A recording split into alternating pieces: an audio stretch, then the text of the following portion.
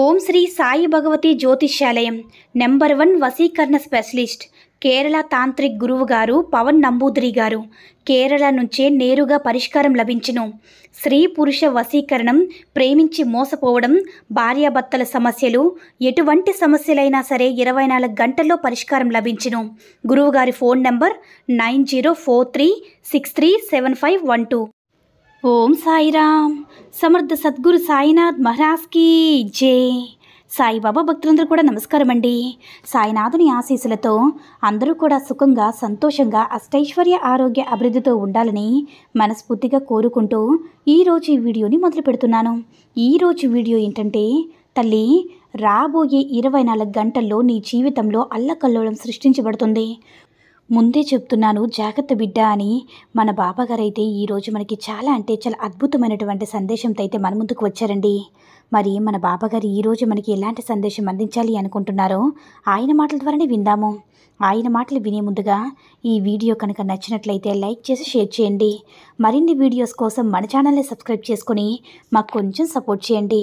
మరి మన బాబాగారి సందేశం ఏంటంటే, బిడ్డ, బాబా చెప్పే మాటలు వినకుండా నిర్లక్ష్యం చేస్తూ, ఆలస్యం చేస్తూ రోజులు పొడిగిస్తూ ఉన్నావు కదా. ఒక పని తలపెట్టి ఆ పని చెయ్యకపోయినా సరే, అది నెరవేరకపోయినా సరే నా మీద కోపంతో ఉన్నావు కదా. నీ ప్రార్థనలో నిన్ను స్వీకరించడం లేదని బాగా నిరుత్సాహంతో, బాధతో ఉన్నావు కదమ్మా. నేను ఏది చేసినా సరే అది నీ మంచికి అనేది నువ్వు తెలుసుకోలేకపోతే ఎలా బిడ్డా? నువ్వు అడిగింది వెంటనే నేను ఇప్పుడు ఇవ్వలేదంటే, అది నీకు కలిగించలేదంటే, అది నీకు భవిష్యత్తులో హాని కలిగించేదై ఉంటుంది కదా. అందుకే ఇవ్వలేదని సరిపెట్టుకోకుండా ఎందుకు తల్లి మళ్ళీ మళ్ళీ నిరుత్సాహపడుతున్నావు? నన్ను నిందిస్తున్నావా? నా మీద కోపంగా ఉంటున్నావా బిడ్డ? ఒక్క విషయం చెప్తాను, జాగ్రత్తగా విను. రాబోయే 24 గంటల్లో నీ జీవితంలో అల్లకల్లోలం సృష్టించబడుతుందమ్మా. ఒకరు నీపై నమ్మకంతో తన యొక్క రహస్యాలన్నీ కూడా నీపైన చెప్పుకుంటున్నారు బిడ్డ. కానీ నువ్వు మాత్రం వారి యొక్క రహస్యాలను ఇతరులతో చెప్పుకుంటున్నావు. ఆ ఇతరులు ఏమో నువ్వే చెప్తున్నావని చెప్పి మళ్ళీ వారికే చెప్తున్నారు బిడ్డ. కాబట్టి ఇటువంటి సమస్యలు ఇరుక్కోకమ్మా. అది నీకు, నీ వ్యక్తిత్వానికి అంత మంచిది కాదు. దానివల్ల చిన్న చిన్న చిక్కుల్లో పడవలసి వస్తుంది. నువ్వు చెడ్డదానిగా పేరు, నిందను మొయ్యాల్సి వస్తుంది బిడ్డ. అందుకే లేనిపోని విషయాల్లో అస్సలు తలదూర్చొద్దమ్మా. ఎప్పుడు కూడా ఎవ్వరికీ ఒక మాట చెప్పొద్దు. అంటే నీ యొక్క రహస్యాలు చెప్పొద్దు. అలాగే ఇతరులు నీతో చెప్పుకున్నటువంటి రహస్యాలను అస్సలు చెప్పొద్దు బిడ్డ. కాబట్టి జాగ్రత్తగా ఉండు. ఒక చిన్న మొక్కకు చెట్టుగా మార్చడానికి ఎంతో కష్టపడాలి కదమ్మా.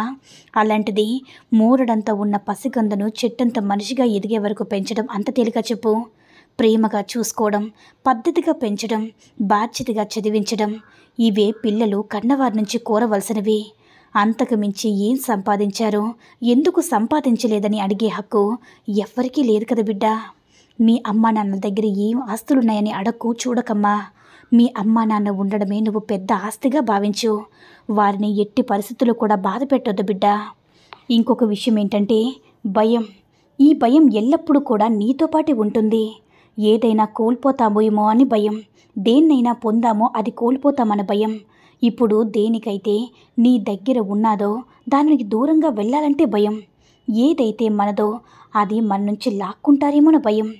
ఇప్పుడు మనుషులు వారి పూర్తి జీవితాన్ని గడుపుతూ ఉంటారు ఈ భయం అనే నీడలోనే బిడ్డ.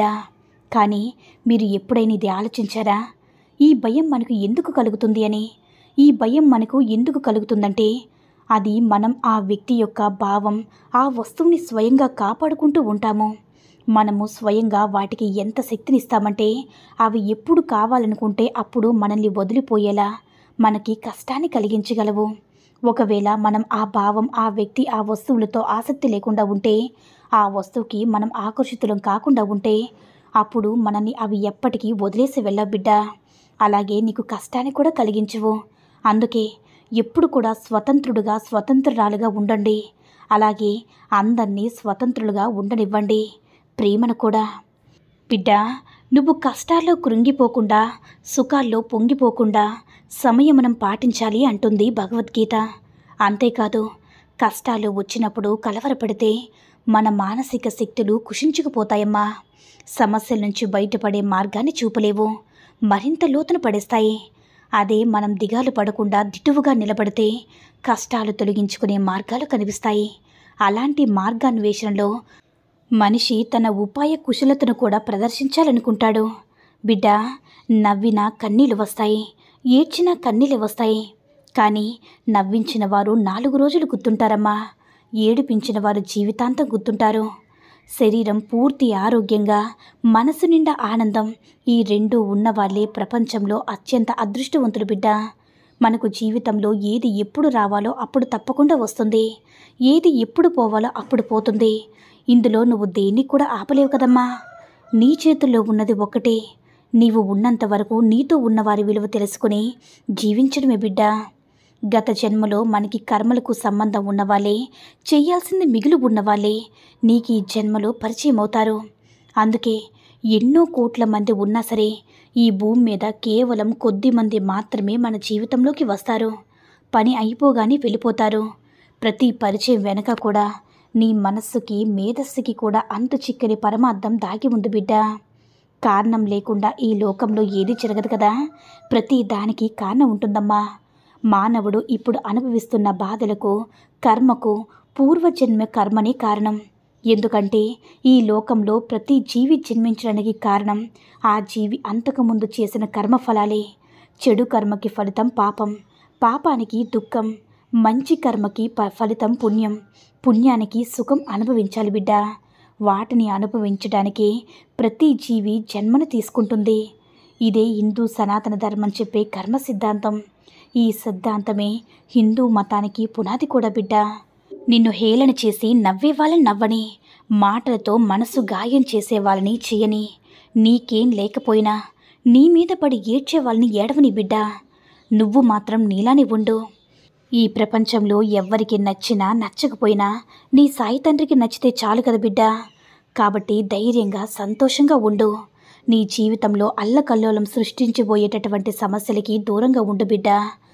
నమ్మకంగా ఉండే వాళ్ళని ఎప్పుడు కూడా నీ జీవితంలో నువ్వు ఎట్టి పరిస్థితులు కూడా వదులుకోవద్దు. వారే నీ హితులవుతారు. ఎందుకంటే డబ్బు పోతే మళ్ళీ మళ్ళీ సంపాదించుకోవచ్చు.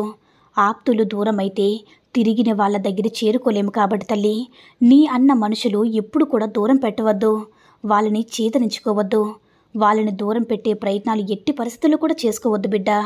వాళ్ళని మంచిగా చూసుకొని మంచి మంచి మాట్లాడుతూ ఉంటే నీకు కూడా జీవితంలో మంచి మార్గం ఏర్పడుతుంది. మంచి మాటలే నీ చెవులకు వినిపించేలా మంచి నిర్ణయాలు తీసుకోగలరు. అంతేకాకుండా నా అనే ధైర్యం, నా అనే మనిషి నీకు తోడుగా ఉంటారు బిడ్డ. నమ్మకంతో నీ బాబాపై ఎప్పుడు కూడా భక్తితో ఉండు. ఇక మిగతా కదంతా నేను నడిపిస్తాను కదా. నమ్మకంతో ఉండు తల్లి, అంతా మంచి జరుగుతుంది. నీకు నీ సాయి తండ్రి అంటే తోడుగా ఉంటుండగా ఎందుకమ్మా భయం? దేనికి కూడా భయపడొద్దు. కాబట్టి కాస్త జాగ్రత్తగా ఉండు తల్లి. మిగతాదంతా కూడా నేను చూసుకుంటాను అని మన బాబాగారు అయితే ఈరోజు మనకి చాలా అద్భుతమైనటువంటి సందేశం అయితే అందించారండి. సాయి మహిమల ద్వారా వచ్చిన ఈ సందేశం మీ అందరికీ కూడా నచ్చిందని అనుకుంటున్నాను. ఈ వీడియో కనుక నచ్చినట్లయితే లైక్ చేసి షేర్ చేయండి. మరిన్ని వీడియోస్ కోసం మన ఛానల్ని సబ్స్క్రైబ్ చేసుకుని మాకు కొంచెం సపోర్ట్ చేయండి. సర్వే జనా సుఖినో భవంతు. జై సాయిరామ్.